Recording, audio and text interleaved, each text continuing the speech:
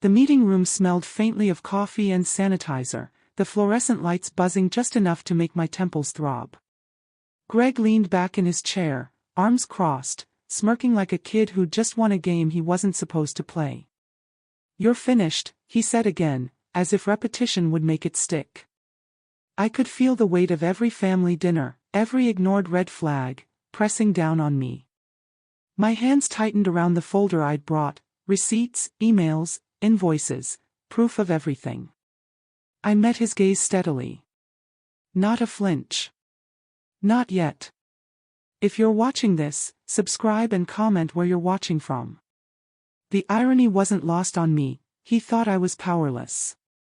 That I'd just fold quietly, tuck my pride away, and let him run roughshod over my daughter's life and his own career.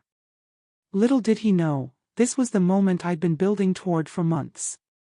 The secretary cleared her throat, glanced at the clock. 7:03 a.m., sharp.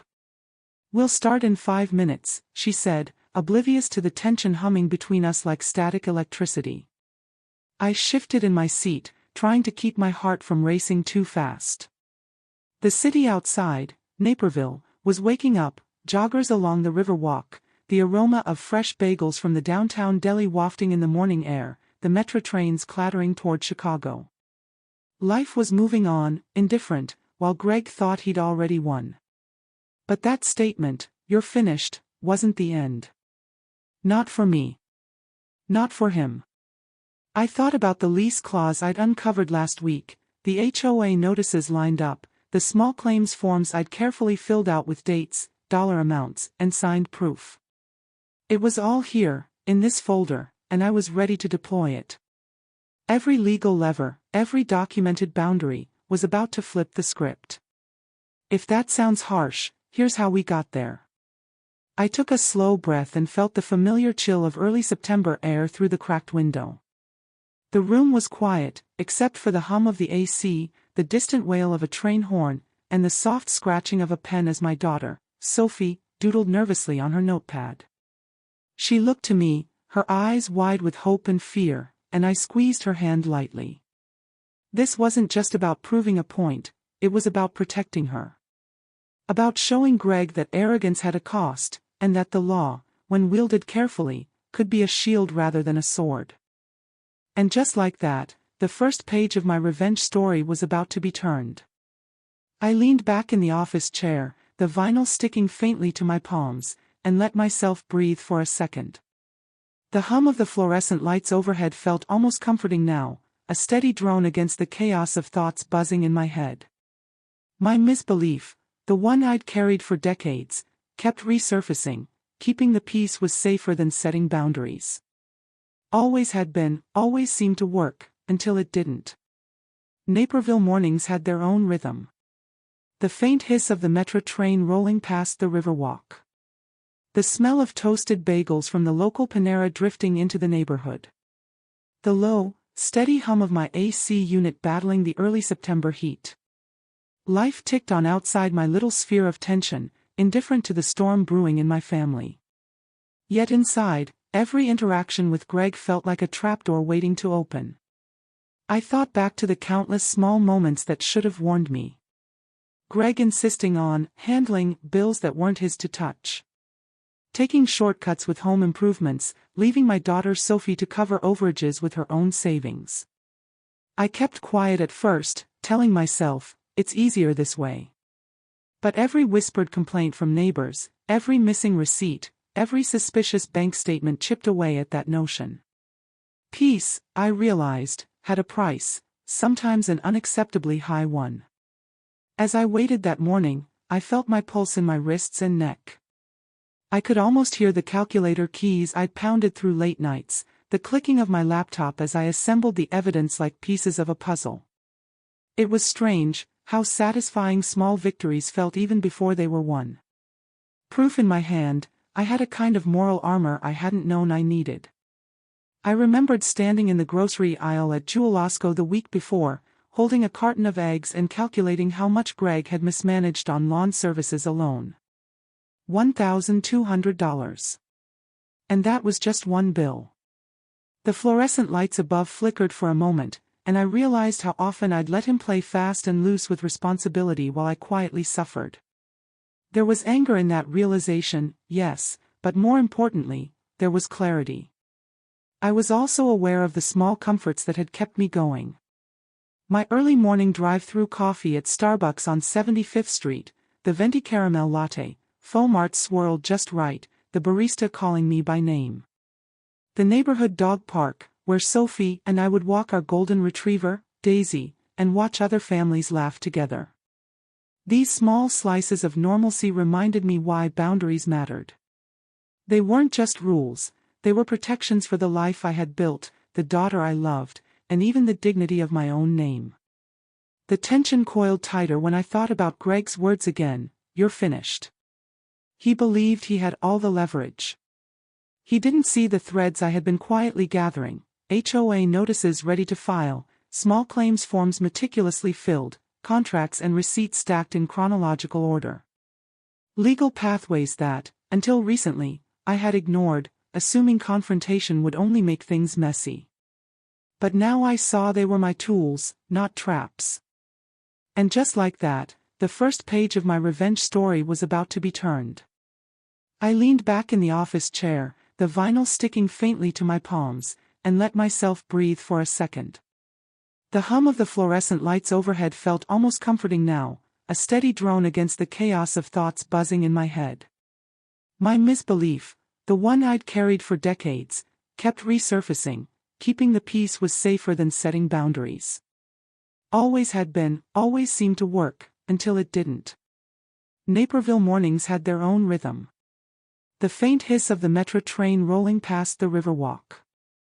The smell of toasted bagels from the local Panera drifting into the neighborhood. The low, steady hum of my AC unit battling the early September heat. Life ticked on outside my little sphere of tension, indifferent to the storm brewing in my family. Yet inside, every interaction with Greg felt like a trapdoor waiting to open. I thought back to the countless small moments that should have warned me. Greg insisting on handling bills that weren't his to touch. Taking shortcuts with home improvements, leaving my daughter Sophie to cover overages with her own savings.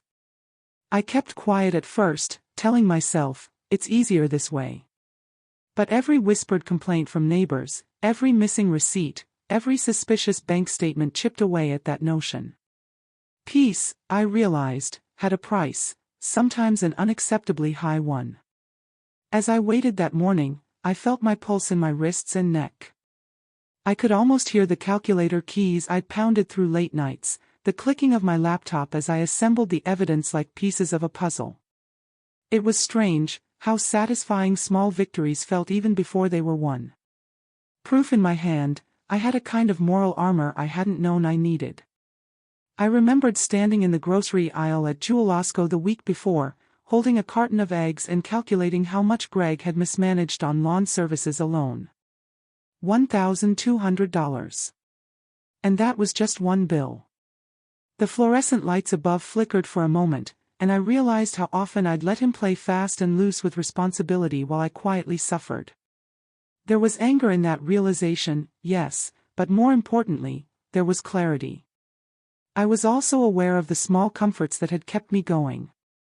My early morning drive-through coffee at Starbucks on 75th Street, the venti caramel latte, foam art swirled just right, the barista calling me by name.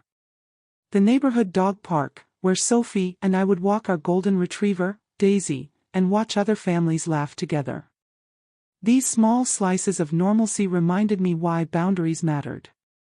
They weren't just rules, they were protections for the life I had built, the daughter I loved, and even the dignity of my own name. The tension coiled tighter when I thought about Greg's words again, "You're finished." He believed he had all the leverage. He didn't see the threads I had been quietly gathering: HOA notices ready to file, small claims forms meticulously filled, contracts and receipts stacked in chronological order. Legal pathways that, until recently, I had ignored, assuming confrontation would only make things messy. But now I saw they were my tools, not traps. I started documenting everything. One Thursday afternoon, I took photos of checks he had lost, copies of HOA notices he ignored, and emails from contractors politely demanding payment. These weren't just for me, they were seeds for the future, the evidence I would need if I ever had to take action. I tucked them in a folder labeled Harper Family Accounts, a name I would come back to months later. There were also social pressures. Neighbors at the Oakbrook Commons townhouse complex whispered behind hands at morning dog walks. Greg's charm had won over some, but a few had noticed inconsistencies in payments or missing contractors. One neighbor, Mr. Levine, mentioned, casually, "You sure Greg's handling that properly?" I smiled politely but felt a flicker of gratitude. Even outsiders had doubts, even if Sophie didn't. But money wasn't the only pressure. Time and attention were finite. Sophie had a demanding job, Daisy the dog required walks, and I had my own small volunteer work at the local clinic. Each phone call about missing payments or late notices gnawed at the edges of my energy. I'd always believed in keeping the peace, ignoring small problems to maintain harmony, but it became clear this approach wasn't sustainable. A mini crisis came one evening when a surprise lien appeared on Sophie's townhouse account.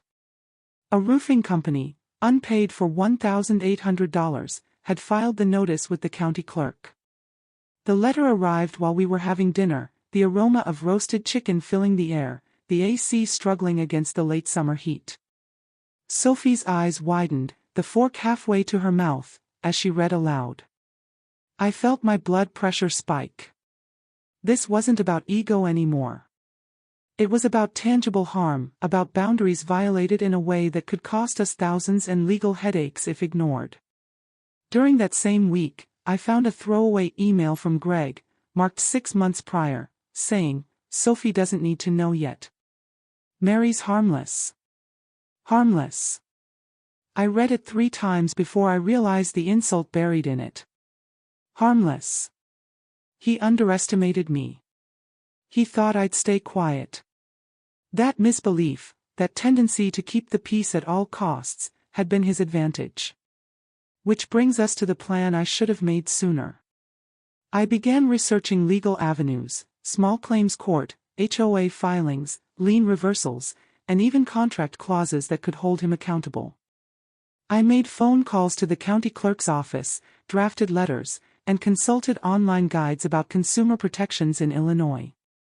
Every evening, Sophie and I would cross-reference receipts, emails, and statements, highlighting anomalies. By the end of August, we had a binder thicker than a law textbook, organized chronologically, cross-referenced, and ready. I also started noticing patterns in Greg's behavior, how he responded to confrontation, how quickly charm could falter when faced with evidence. He believed the family bond and my old misbelief protected him. He didn't know that every piece of paper, every email, every invoice had been quietly filed, photographed, and copied. I was preparing not for a fight, but for lawful justice. By the time September rolled around, I knew 2 things: Greg underestimated me, and I could no longer rely on keeping the peace. Boundaries weren't just preferences, they were necessary shields, especially against someone who treated charm as a weapon and mismanagement as a game. By early September, I had my plan lined up like dominoes, each piece lawful, ethical, and designed to expose the truth without crossing a legal line. I wasn't acting on impulse, this was meticulous, slow-burn strategy. Every letter, every notice, every form had a purpose. Greg may have thought he controlled the narrative, but the game had changed. It began with the HOA. Oakbrook Commons had strict rules about property upkeep, payments, and contractor accountability. I drafted a formal notice listing all the outstanding payments, with receipts attached, and delivered it via certified mail. The HOA secretary, a sharp-eyed woman named Denise, took one look at my documentation and raised her eyebrows. "You're thorough," she said.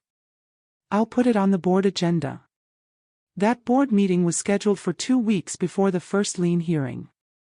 Timing, I realized, would be crucial. Next, the small claims filings.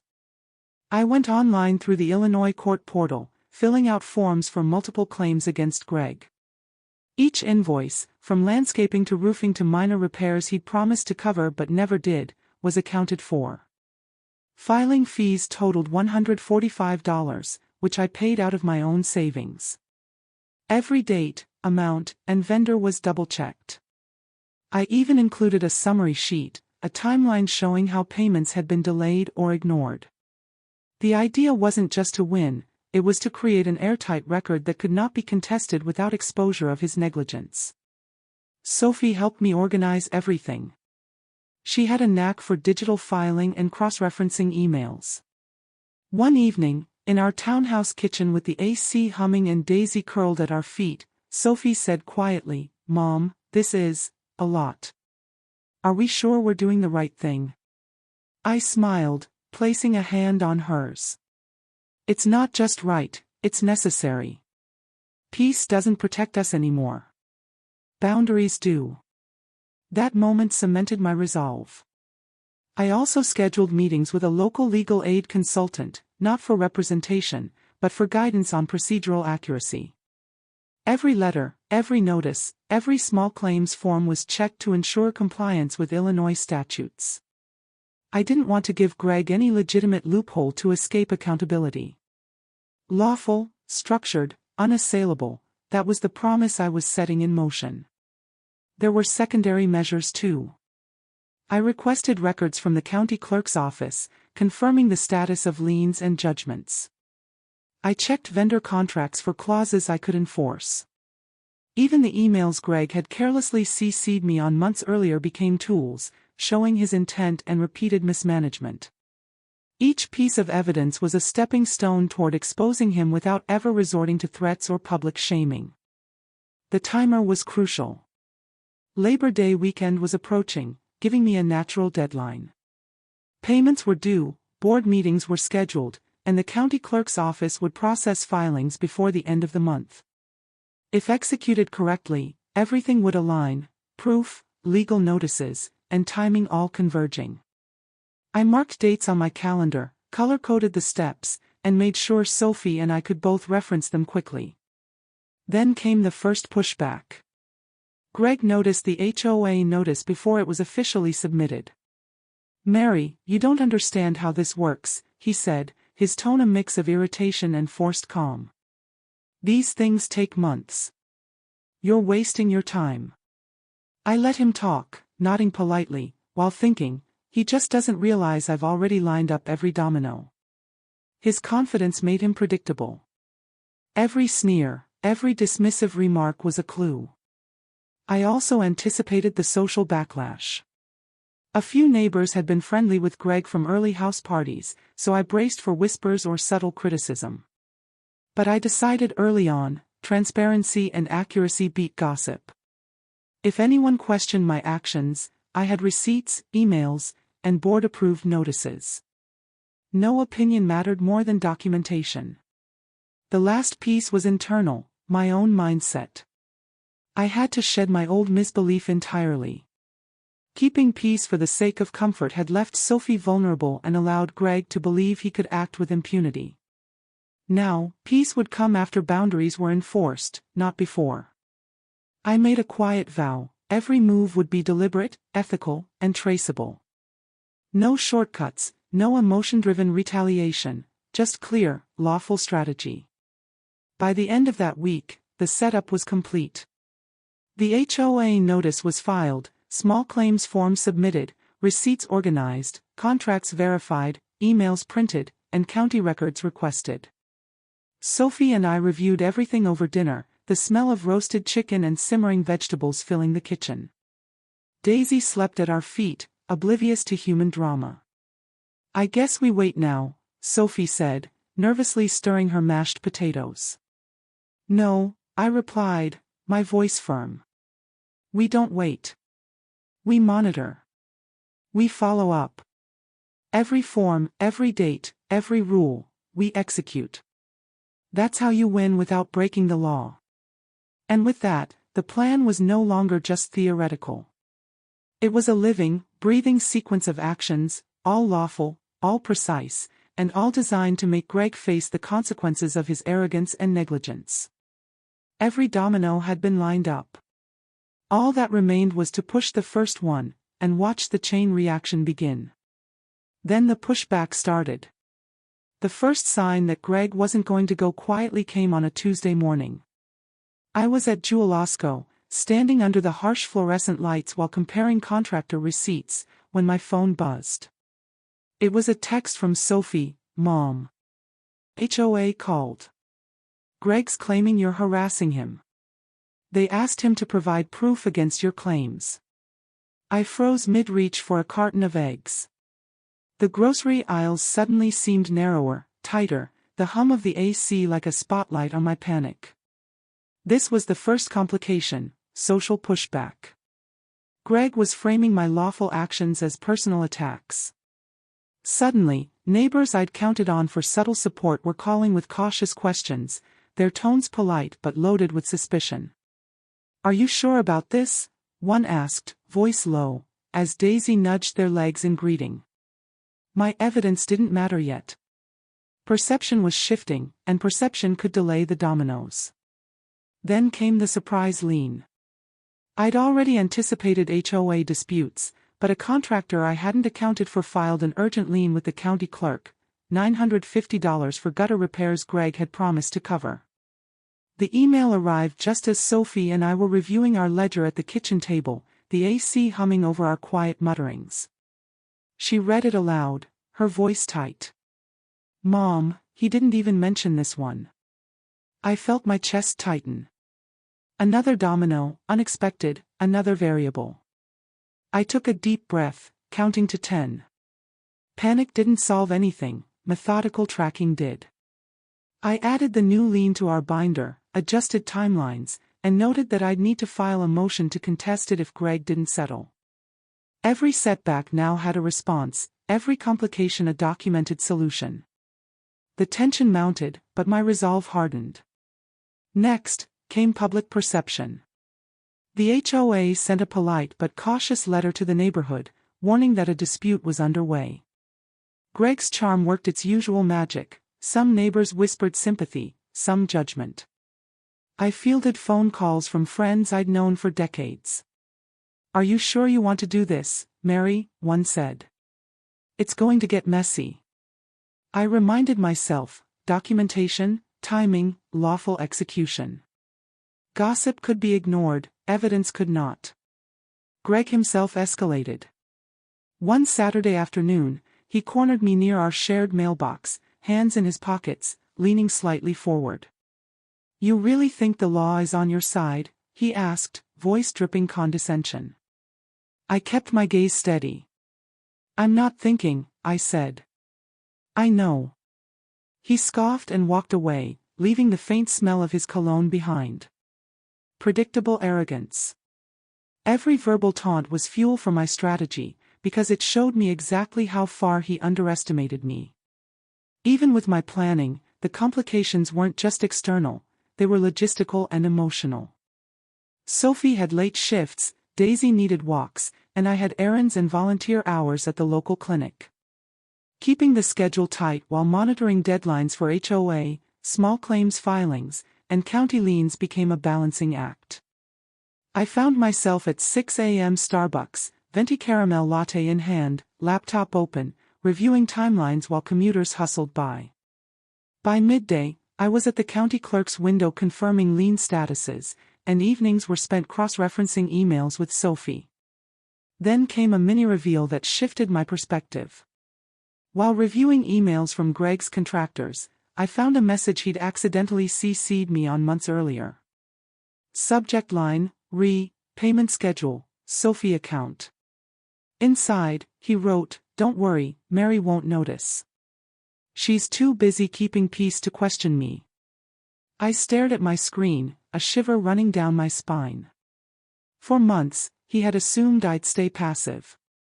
For months, he had counted on my old misbelief. I realized in that moment, the problem wasn't just mismanaged money. It was underestimation, the arrogance of someone who believed I was harmless. And that underestimation could be leveraged. My legal plan wasn't just about correcting financial wrongs, it was about teaching him accountability, ensuring he faced real consequences without me ever stepping outside the law. The next complication came in the form of timing.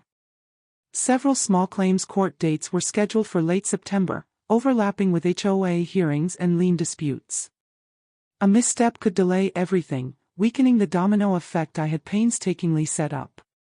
I created a color-coded calendar on Google Sheets, shared with Sophie, listing all deadlines, documents to submit, and follow-up actions. I even added buffer days for unexpected filings or neighbor disputes. Precision became my armor. Greg, of course, tried to anticipate me. One morning, I found an anonymous note slipped under our townhouse door: "Stop this now or it gets worse." No signature. No explicit threat. Just vague intimidation. I filed it in my binder, a small but important detail. Intimidation attempts only reinforce the need for documentation and lawful action. I did not respond, and I did not react publicly.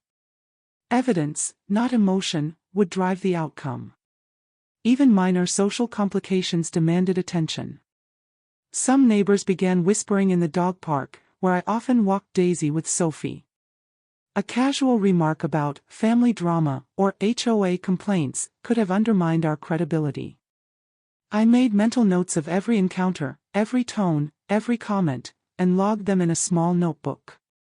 It seemed obsessive, but when you're setting up a lawful domino chain, perception matters almost as much as paperwork.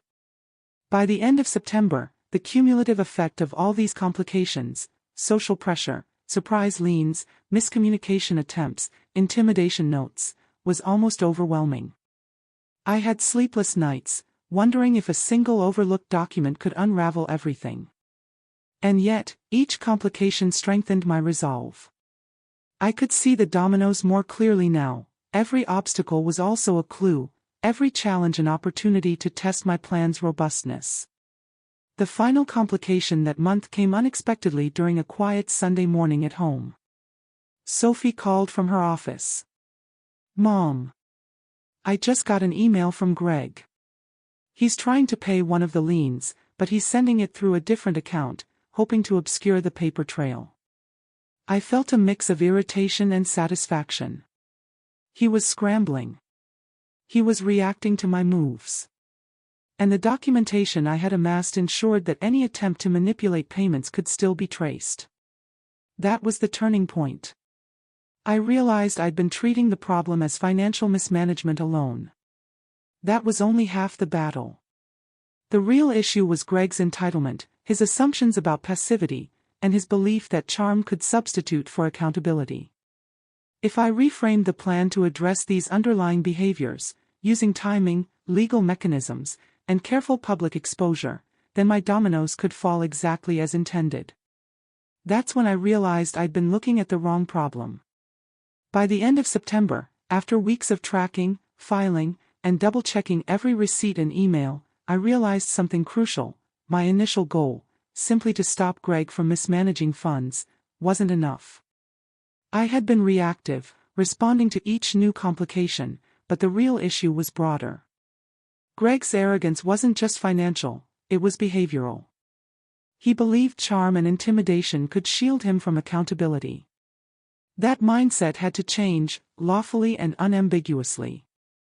It was a Friday morning when the realization hit. Sophie and I were sitting at our usual table in the Starbucks near downtown Naperville, Daisy curled beneath the table, the smell of roasted coffee beans blending with the crisp fall air from the window. I was reviewing the latest HOA notices when Sophie sipped her latte and said, "Mom, maybe this isn't just about the money. Maybe it's about teaching him what he can't get away with."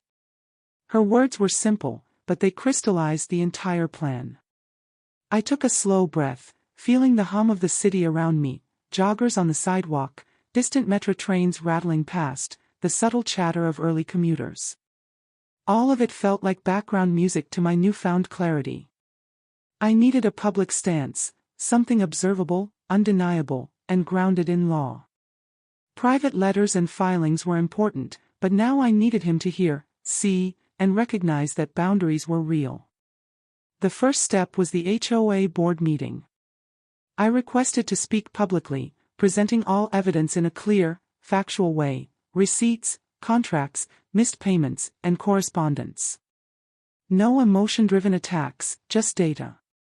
When I read the ledger aloud, line by line, vendor by vendor, Greg's face tightened. He realized, for the first time, that charm would not save him here. Every neighbor in the room could see the proof, and I watched as the perception shifted. My voice was steady, but inside I felt adrenaline crackle like electricity. Next, I addressed the small claims filings.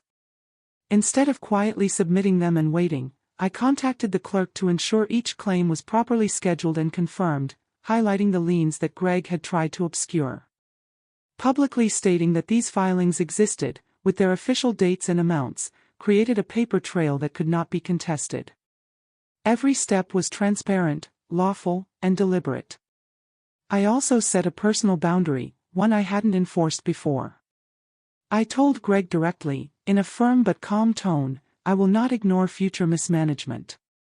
Any attempt to circumvent rules will be documented and acted upon through proper channels. He laughed nervously, attempting the usual charm, but I could see the shift in his posture. My clarity and consistency were already undermining his assumptions of control. At home, Sophie noticed the difference too. While we walked Daisy at the river walk, she said, "Mom, you sound different. Like you've finally stopped doubting yourself." I nodded. I had.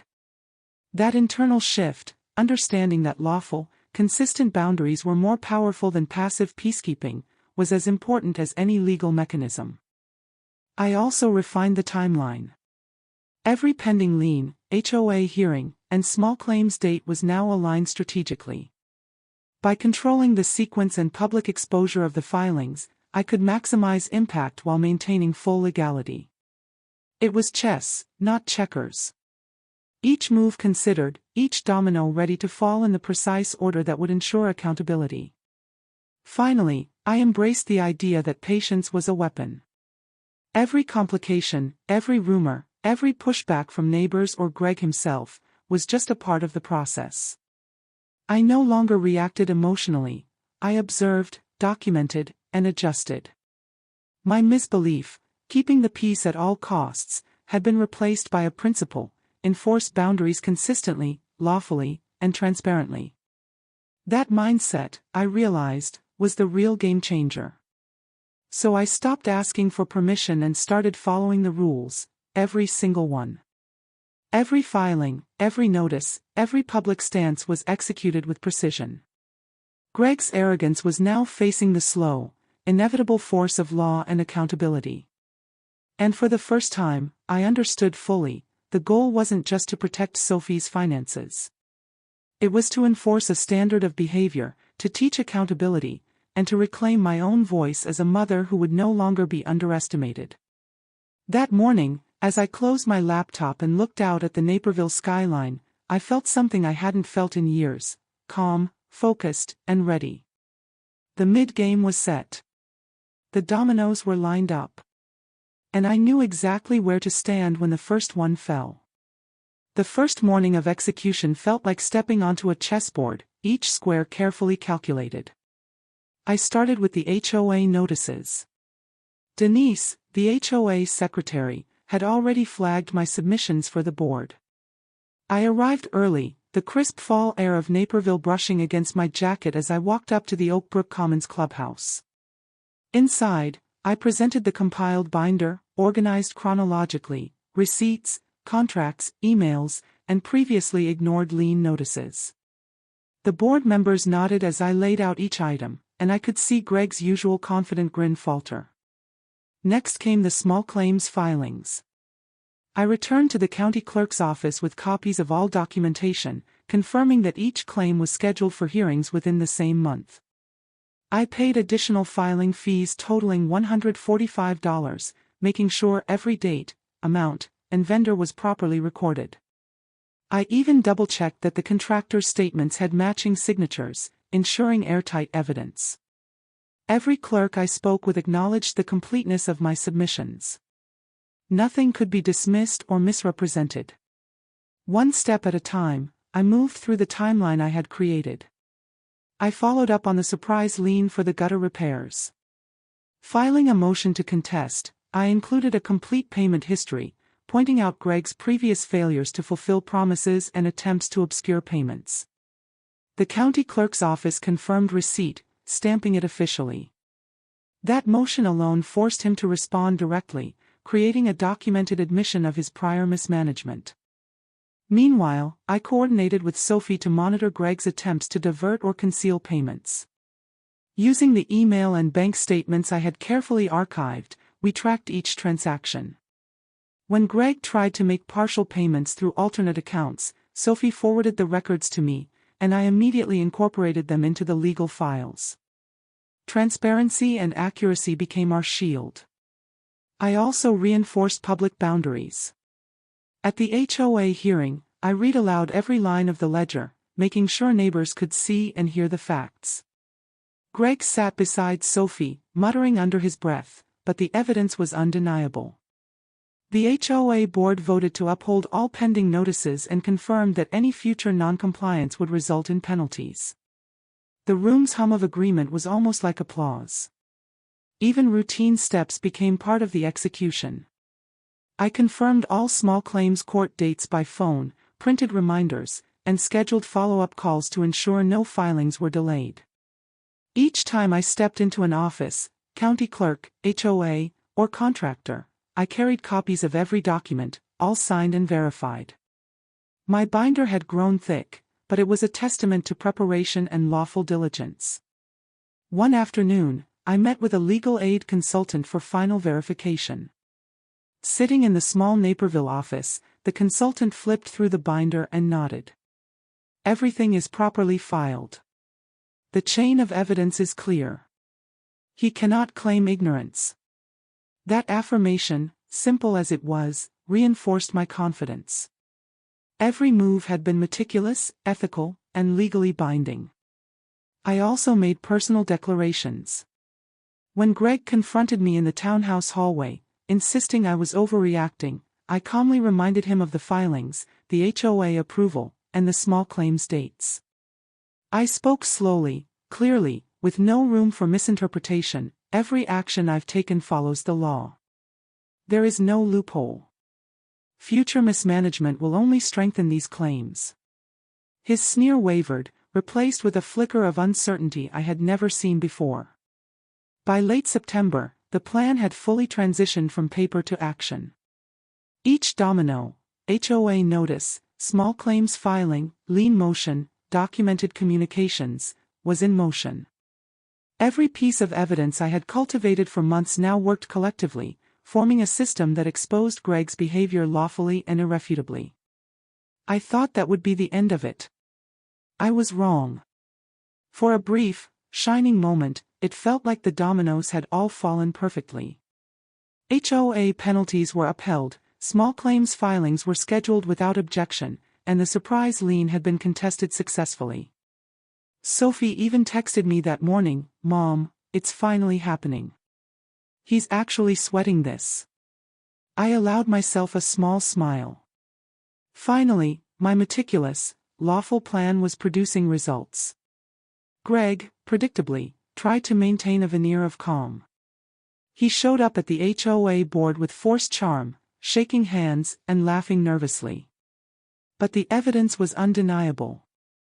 Neighbors nodded, contractors confirmed payments owed, and the board reiterated that noncompliance would carry escalating penalties. I could almost feel him shrinking in the room, every confident smirk replaced with a tight-lipped wariness. But then, the first real backfire hit. One of the minor contractors, someone I had relied on for testimony, called to say they had been asked by Greg's new attorney to provide a revised statement. They want to say the payment schedule was unclear, the contractor explained. My stomach sank. While everything I had filed was accurate, the contractor's potential testimony could dilute the impact if left unchecked. Even lawful strategies sometimes relied on human compliance. Next came social fallout. A few neighbors, seeing the conflict escalate publicly, whispered about family drama and mom going too far. Some longtime friends called, expressing concern that I was making a legal battle out of something that could be solved privately. Even Sophie started to worry. "Mom, is this worth it? People are talking." Her words, though cautious, stabbed at the edges of my confidence. Was I pushing too hard? Had my boundary enforcement morphed into overreach in the eyes of others? And then the biggest shock, a surprise lien from an unrelated vendor. While reviewing documents one morning at our kitchen table, I found an entry I hadn't anticipated, $150 for a landscaping project Greg had claimed was fully paid. Apparently, he had made partial payments to a subcontractor, leaving the primary vendor unpaid, who then filed a lien with the county clerk. The timing couldn't have been worse. This lien arrived the same week as the HOA meeting. Sophie's face fell as she read the email aloud. "Mom, this could delay everything. He's dragging us through the mud." I felt a twinge of panic. Months of preparation seemed at risk of unraveling because of one overlooked subcontractor. Even the most meticulous plans, I realized, could stumble on unforeseen details. Then came the wild card, Denise, the HOA secretary who had been a quiet ally. She sent me a curt email, noting that some board members were questioning whether the HOA had jurisdiction over certain charges and whether my presentation had been too aggressive. It was subtle, but it threatened to slow the domino's progress. I had relied on her neutrality. Now she seemed hesitant, unsure of how the board would respond. And through it all, Greg adapted. He began sending cryptic emails to Sophie, insisting that some of my claims were exaggerated or misinterpreted. His tone was smooth, confident, and meant to sow doubt. Even though I had evidence, I could see how a skilled manipulator could muddy the waters in the eyes of casual observers or less attentive board members. By the end of that week, the apparent victory felt fragile. I sat at the kitchen table, ledger open, emails stacked, and receipts organized. The sunlight fell across the binder in sharp lines. I rubbed my temples, feeling the weight of every domino still teetering. Despite months of planning, despite following the law to the letter, reality had introduced variables I hadn't fully accounted for: human behavior, social perception, minor oversights, and legal technicalities. But in that tension, clarity emerged. The backfire didn't signify failure, it revealed precisely where I needed to tighten the plan. Every misstep, hesitation, and dispute highlighted gaps that could be addressed lawfully. If I reacted impulsively, I could worsen perception or give Greg a chance to manipulate the narrative. But if I stayed methodical, I could turn each complication into a tool, a stepping stone toward the final, lawful outcome. So I began mapping each issue. The subcontractor lien would require a formal challenge, backed by proof of partial payment and correspondence.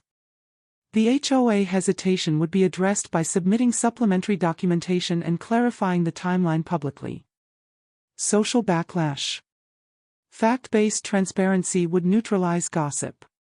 And Greg's cryptic emails. All copied, dated, and ready to be presented if needed.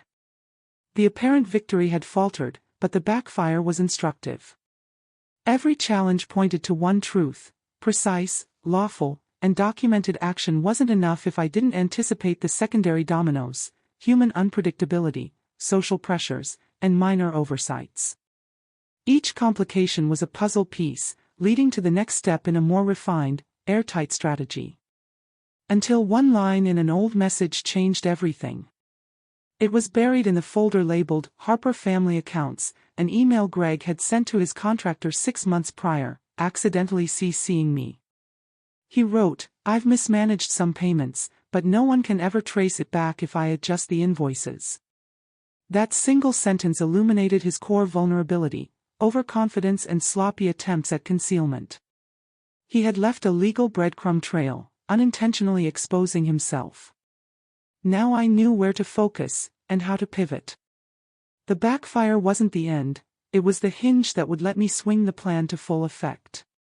My next move had to be precise, public, and irreversible. The discovery of that buried email shifted everything. Greg's casual admission of mismanagement wasn't just a slip, it was a key. For months, he had hidden, manipulated, and misdirected, assuming charm and intimidation would shield him. But that one line, "I've mismanaged some payments, but no one can ever trace it back if I adjust the invoices," was a legal breadcrumb, a tangible admission of both intent and action. I spent the next evening in the kitchen with Sophie, Daisy at our feet, piecing together the puzzle. The email, cross-referenced with vendor statements and bank records, revealed the full scope of his concealment.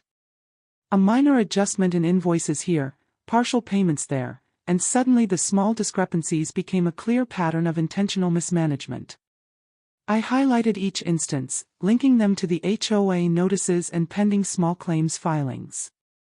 Every move Greg had tried to obscure now pointed directly back to him. But the reveal went even deeper. As I examined archived emails from contractors and utility companies, I found one I hadn't expected. Greg had forwarded our daughter's inheritance account statements to a colleague months prior, noting in the subject line, "Funds available, no one will question if I divert minor expenses." My stomach tightened. He wasn't just careless with vendors, he had been manipulating funds that weren't his to touch, betting on my silence and the assumption that I would never challenge him. The evidence wasn't abstract. The receipts I had planted in the binder months ago, the roofing invoice, the gutter work, the landscaping payments, all aligned perfectly with his email admissions.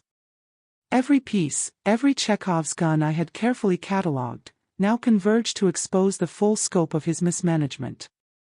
The small claims filings weren't just documents, they were a roadmap to his accountability, and every file reinforced the narrative I had meticulously built. I also discovered Greg's misstep in underestimating neighbor perception. His emails assumed I would act passively and that the HOA board wouldn't investigate thoroughly. By contrast, the HOA meeting, with public presentation of the ledger, had already created a community record of his negligence. My careful documentation, combined with the email admissions, meant that the truth wasn't just in my hands, it was corroborated by public record, by witnesses, and by contractors. Sophie watched over my shoulder, her face pale but focused. "Mom, this is bigger than I thought. He didn't just mismanage money. He tried to hide it systematically." I nodded. That was exactly it. The minor liens, the pushback from contractors, the whispers from neighbors, all of it was a surface distraction. The real story was now laid bare. Greg had assumed control where he had no authority, and every document and email confirmed it. That's when I realized, the midline of my plan needed no adjustment, only final execution. The dominoes were ready. HOA enforcement, small claims hearings, lien contests, and contractor confirmations, all aligned perfectly with the email admissions. Greg's overconfidence had created the vulnerability I needed for a lawful, airtight consequence. Next came the wild card, the county clerk's office. I arranged a brief meeting with the clerk to verify the chain of filings and ensure all small claims documents were correctly linked to the liens. The clerk, a pragmatic man named Mr. Talbot, scanned the binder and the email admissions, nodding. "Everything checks out. Any dispute from him will be documented against his own statements." That validation cemented my confidence. The backfire, the social whispers, the surprise liens, they were now secondary obstacles, no longer critical. The core evidence, Greg's own admissions, made him accountable beyond doubt. For a moment, I paused, letting the gravity sink in. Months of planning, observation, and patient execution had led to this moment, a fully traceable, lawful path to accountability. His arrogance, his assumption that I would remain passive, his attempts at concealment, all were exposed in a way he could not legally refute. I looked at Sophie and said, quietly but firmly, "Now I know exactly where to stand." The binder, emails, receipts, and records lay before us like a blueprint. The final steps of execution, enforcing liens, presenting evidence in small claims, and documenting HOA compliance, would follow naturally. The major reveal wasn't just about exposing Greg, it was about proving the power of methodical, lawful boundaries. Every planted document, every carefully timed filing, every public and private step had been validated. Greg's mismanagement, once hidden behind charm and threats, now stood naked under scrutiny. And the best part? It was all above board, legal, and irrefutable. The path to revenge, clean and cathartic, was ready to begin. The morning I began the final phase, the air in Naperville was crisp, the leaves starting to turn golden along the streets of our townhouse complex. I sat at the kitchen table with Sophie and Daisy beside me, sipping a strong cup of black coffee. The binder was open, the emails printed, receipts sorted, and every filing confirmed. I felt an unusual calm. Months of preparation, setbacks, and complications had all led to this moment. The first domino fell at the HOA hearing. I arrived early, placing the binder on the table, neatly organized by category and date. Greg followed, carrying a folder he clearly believed would intimidate the board. He underestimated one thing: preparation backed by law. I presented my case succinctly, line by line. Receipts, contracts, lien notices, and email admissions were all included. I showed how he had failed to pay contractors, attempted to obscure payments, and even mismanaged funds meant for Sophie's inheritance. Each piece of evidence was clear, factual, and legally significant. There was no emotional ranting, no personal attacks, just documented truth. By the end of the presentation, the HOA board confirmed all pending penalties and additional fees for any future mismanagement. Greg's confident smirk had vanished, replaced by an uneasy tightness in his jaw. His usual charm was ineffective against facts backed by documentation. Next came the small claims filings. I accompanied Sophie to the courthouse, where we confirmed all hearings were correctly scheduled. The clerk verified that each filing was linked to the relevant liens and invoices. The clarity of the documentation meant that any attempt by Greg to dispute the claims would only reinforce the evidence against him. Over the next week, I followed through with meticulous attention to timing. I submitted the motion to contest the subcontractor lien, attaching proof of partial payments, email correspondence, and vendor statements.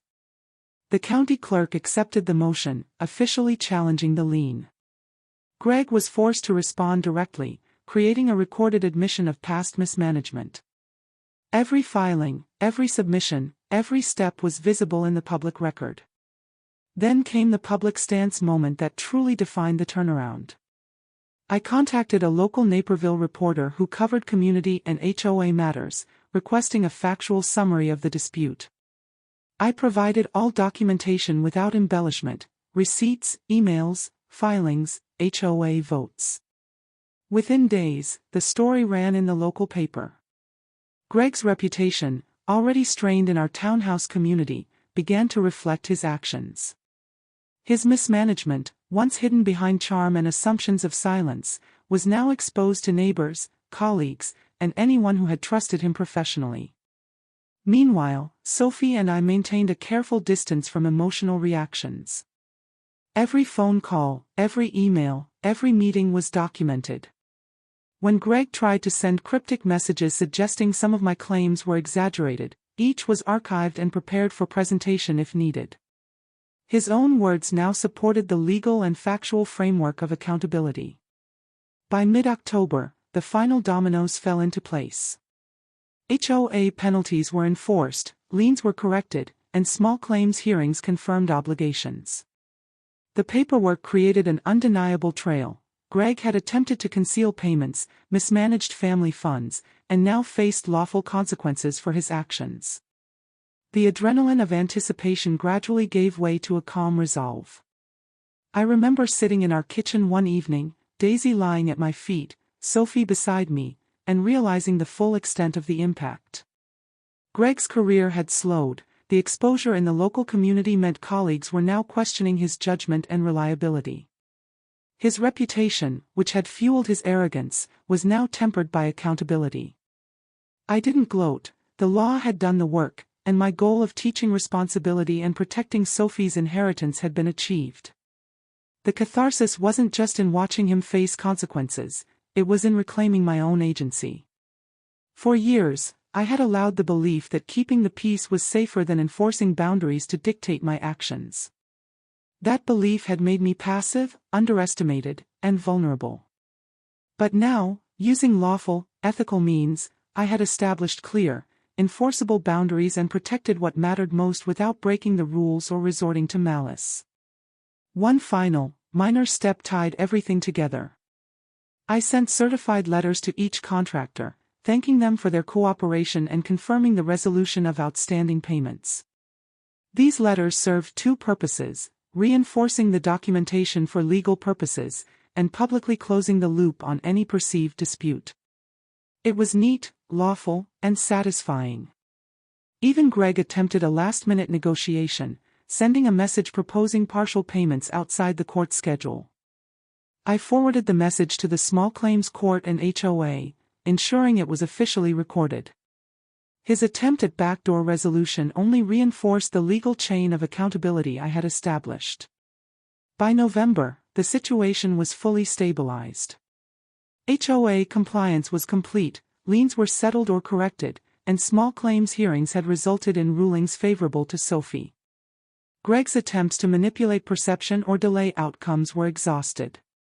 The documents, receipts, emails, and filings, all prepared months in advance, had protected Sophie's inheritance and held Greg accountable. The most important moment came quietly. Sitting with Sophie on our porch, watching leaves drift across the Naperville sidewalk, she said softly, "Mom, I get it now. You weren't just protecting me, you were showing him what accountability looks like."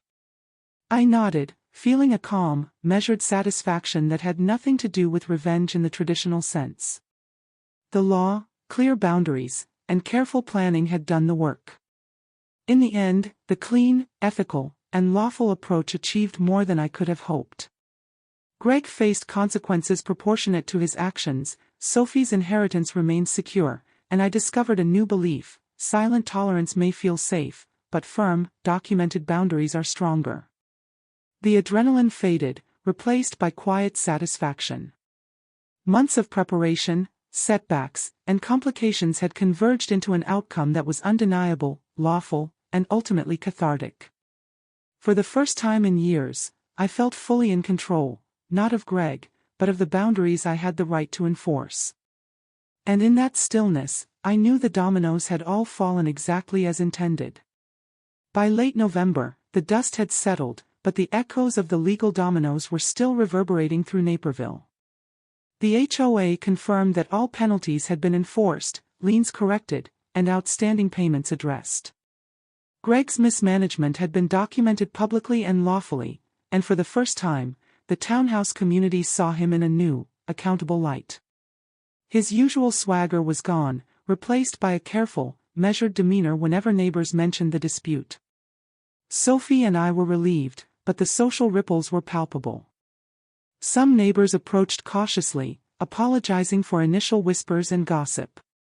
"We didn't know the full story," one elderly couple said, handing me a small pumpkin from their front porch. Another stopped by with cookies, murmuring, "You handled this so gracefully, legally, even." Their words reminded me that transparency and preparation often speak louder than confrontation. Greg faced tangible consequences too. Contractors who had been previously unsettled received full payment, supported by documented filings and receipts. His small claims hearings reinforced these obligations, creating public records that now shadowed his professional reputation. Within a few weeks, colleagues began questioning his reliability. A local accountant, who had previously considered a partnership with him, pulled back, citing concerns about fiscal responsibility. Every move he had thought invisible was now documented and undeniable.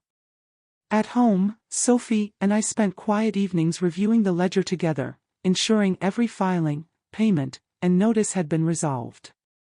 Each completed step was a reminder of months of meticulous preparation. For Sophie, the relief wasn't just financial, it was seeing her mother reclaim agency in a situation that had once seemed out of control. Even Greg's attempts to negotiate after the fact were futile.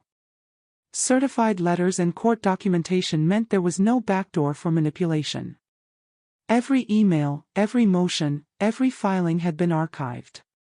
His missteps were now recorded legally and publicly, creating consequences he could not escape. I didn't need to gloat, the law had enforced the lesson. Personally, the fallout offered an unexpected reward. My belief that keeping the peace was always safer had been replaced by the understanding that boundaries, when applied consistently and lawfully, protect both relationships and personal integrity. I had learned that accountability could be enforced without malice, and that preparation, transparency, and patience often have a greater impact than confrontation alone. By the first week of December, life had returned to a semblance of normalcy. Sophie's inheritance was secure, HOA compliance complete, and contractors satisfied. Even Daisy seemed to sense the calm, lounging in the afternoon sun without a care. The aftermath was not about punishing Greg, it was about reinforcing clear, lawful boundaries and protecting what mattered most. And just when I thought it was settled, a new message arrived from the county clerk, a final confirmation that all filings were officially closed. The last domino had fallen. Just as I began to relax, feeling that months of planning and execution had reached a definitive close, a subtle twist emerged, one that reminded me how unpredictable human nature can be, even when the law is firmly on your side. It started with a phone call from Denise, the HOA secretary who had once seemed hesitant. Her voice, usually measured and formal, carried a hint of urgency. "Mary, I wanted to let you know, some of the board members were talking, and they've quietly been impressed with how you handled everything. They actually used your documentation as a reference for other disputes." I paused. At first, I was surprised. After all the tension and social gossip, I hadn't expected acknowledgement, let alone quiet admiration. That was twist A, the first part of the double twist. The legal and ethical battle had unintentionally set a precedent. My careful filing, clear communication, and unwavering adherence to procedure had created a template for future conflicts in our community. In trying to enforce accountability against Greg, I had empowered others to protect themselves through lawful means. What I had assumed was a personal battle became a communal lesson in boundaries and responsibility. Then came twist B, smaller but more personal. A few days later, Sophie discovered a message I had missed amid the paperwork. It was from Greg's former accountant, someone who had previously kept neutral. The email read, "I've reviewed the filings and receipts. I can see where he went wrong. I plan to recommend better accounting oversight for his clients moving forward." Greg, who had so arrogantly believed his charm would shield him, was now facing professional corrections that would ripple far beyond our family. What struck me wasn't just the accountability, it was the indirect effect of lawfully enforced boundaries. Greg wasn't humiliated by gossip or shame, he was being corrected by official channels and respected institutions. The consequences were measured, proportionate, and entirely predictable, because I had relied on documented evidence, contracts, and filings instead of emotion or vengeance. Walking through the townhouse complex later that week, I noticed neighbors pausing to nod or smile. One couple said quietly, "We didn't understand the full story before, but you set things right without making it ugly." Another neighbor mentioned they were reviewing HOA guidelines to better protect themselves. The ripple effect extended far beyond my immediate conflict with Greg. And just like that, the double twist revealed itself. My victory had quietly transformed the landscape around me. The lesson I had enforced on Greg, accountability, transparency, and adherence to rules, was now subtly shaping others' behavior. What I thought was the conclusion of a personal battle became a ripple of lawful influence across the community. As I walked back home, Daisy trotting beside me, I realized what I had truly gained. The battle wasn't just about Greg or his mismanagement. It was about creating systems and boundaries that worked, protecting loved ones, and demonstrating the power of lawful, patient, and consistent action. The twist wasn't dramatic or sensational, it was quiet, meaningful, and profoundly satisfying. And what I learned wasn't about them. It was about me. My own belief that silence and peacekeeping were safer had been completely transformed. Boundaries, when enforced lawfully and ethically, could ripple outward, shaping both personal and communal accountability in ways I hadn't imagined. Sitting in the living room one evening, Sophie curled up beside me with a cup of cocoa, Daisy at our feet, I reflected on everything that had unfolded. The months of conflict, the meticulous planning, the small claims filings, HOA notices, and documented receipts, all of it had led to one undeniable truth. My old belief that keeping the peace was safer than setting boundaries was wrong. For years, I had avoided confrontation, assuming that silence or compromise would protect relationships and family harmony. But watching Greg's arrogance grow unchecked, seeing my daughter's inheritance subtly threatened, I realized that inaction had costs, sometimes high, sometimes invisible. The lesson was clear: firm boundaries, enforced ethically and lawfully, are the strongest form of protection, for yourself and for those you care about. First takeaway: preparation and documentation matter. Every receipt, email, contract clause, and HOA notice I had carefully archived became more than paper, they became shields. Without them, my attempts to enforce accountability could have faltered. But with clarity, transparency, and accuracy, boundaries became unassailable. The law supported me because I followed it scrupulously. Second takeaway: consequences must be proportional and lawful. My aim wasn't to ruin Greg, embarrass him, or exact personal revenge. It was to protect Sophie, assert boundaries, and let systems do their work. Small claims filings, lien disputes, and HOA enforcement were tools, not weapons. Their measured impact ensured that justice was proportional and traceable, and that I could maintain integrity throughout. Third takeaway: accountability isn't just personal, it has ripple effects. By standing firm, I not only protected Sophie and myself but set a precedent for the community. Neighbors learned the value of careful record-keeping and lawful enforcement. Even Greg's professional circle began noticing gaps in his reliability. The lesson extended beyond our townhouse, it reached others quietly, effectively, without drama or spectacle. Boundaries also restored a sense of self-respect. For too long, I had tolerated behavior that eroded my confidence and peace of mind. By documenting, filing, and presenting the truth ethically, I reclaimed authority over my household, finances, and relationships. It wasn't about power, it was about clarity, safety, and responsibility. And most importantly, I learned that patience and lawfulness amplify effectiveness. Impulsive reactions or attempts at personal revenge might feel satisfying in the moment but rarely produce sustainable outcomes.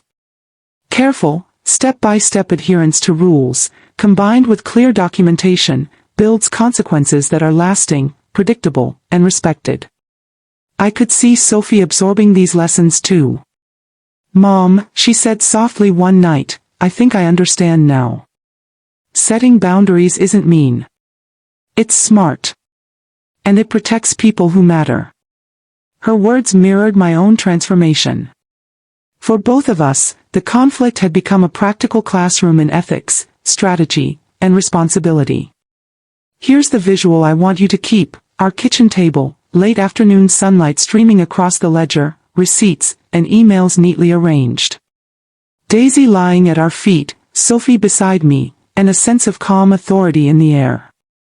That image represents the lesson: boundaries enforced with patience, lawfulness, and care don't just resolve conflicts, they create lasting, meaningful order. The theme is simple: silence and peacekeeping may feel safe, but ethical boundaries, backed by preparation and documentation, protect what truly matters. Accountability isn't punishment, it's protection. And patience, clarity, and lawfulness turn potential chaos into lasting security. The sun had dipped low over Naperville, casting warm golden light across the townhouse complex. I sat at the same kitchen table where months of careful planning and legal maneuvering had unfolded. The binder with receipts, emails, and contracts lay open before me, a testament to persistence, preparation, and lawfulness. Sophie stirred her cocoa, Daisy stretched lazily on the rug, and for the first time in months, the house felt truly calm. Looking out the window, I saw neighbors walking dogs, greeting each other politely, and tending to fall decorations on porches. The subtle ripple effect of accountability was visible in everyday life, neighbors being more attentive, contractors meticulous with invoices, and even small chatter reflecting respect for clarity and transparency. The chaos that once loomed over our household had been replaced with structure, courtesy, and lawful resolution. I traced my finger across the open ledger, recalling each step, filing HOA notices, contesting liens, small claims hearings, and emails that had exposed mismanagement without a single false accusation. Each action had been deliberate, ethical, and proportionate. The justice wasn't loud, it was meticulous, undeniable, and quietly effective. I had protected my daughter, reclaimed my own sense of authority, and reinforced the principle that firm boundaries, when enforced with patience and legality, are stronger than silence. It was more than a victory, it was a lesson embodied in routine life. The coffee cup steamed softly beside me, the late afternoon light illuminated the documents, and Sophie's quiet presence reminded me that these lessons weren't just theoretical, they were lived, tangible, and transformative. Daisy yawned, stretching toward the window, as if she, too, understood the peace that had been restored. And so, the story comes full circle. The same kitchen where tension, worry, and careful plotting had begun now radiates calm authority and quiet satisfaction. The mismanagement, the threats, the whispers, they are behind us. What remains is clarity, protection, and the affirmation that lawful, ethical boundaries work. If this hit home, subscribe and tell me your state in the comments. Your story might be next.